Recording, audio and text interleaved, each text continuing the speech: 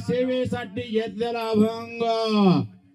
महान भागवत भक्त, देवचे सुप्रसिद्ध साधू, महावैष्णव, जगमान्य जगद्गुरु संत तुकोबाराय यांचा हा 3 चरणाचा अभंग असून अभंगाचा प्रतिपादक विषय असा आहे.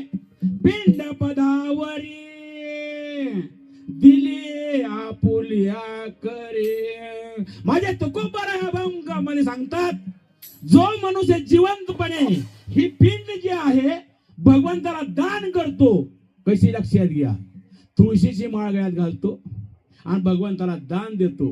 पिंड पदावरी दिले आपुल्या करी, माझे झाले गरजा वर्जन, फिटले पितराचे ऋण. कारण ते ऋणातून तो मुक्त होतो.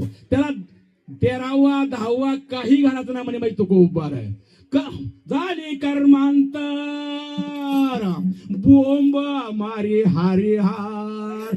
जर वरील प्रमाणे विधी नाही केली ती कर्म बोंब मारते म्हणे तो उभार आहे. आणि शेवटच्या चरणात सांगतात तो उभार आहे, तुका म्हणे माझे भार उत्तरला ओझे. आणि तो भार कुणावर राहत नाही. अभंगाचा सरळ अर्थ आहे विठ्ठला विठ्ठला विठ्ठला विठ्ठला विठ्ठला विठ्ठला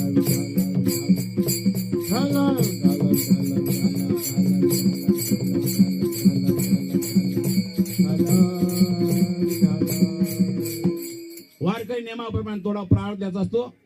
आज एक त्या ठिकाणी आपल्या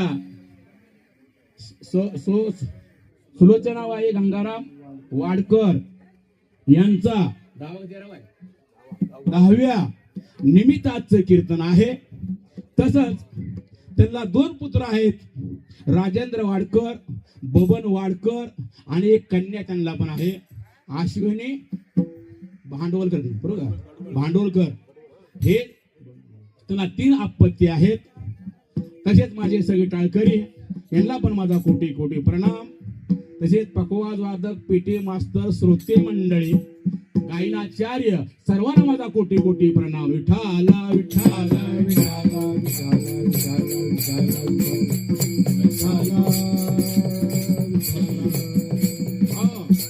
चिंतन बारीक आहे का आजचं कीर्तन? कारण पिंडाशिवाय दुसरा विषय मांडणार नाही. जे पिंड का पाडायचे, पिंडाचं महत्व काय, एवढाच विषय सांगणार फक्त.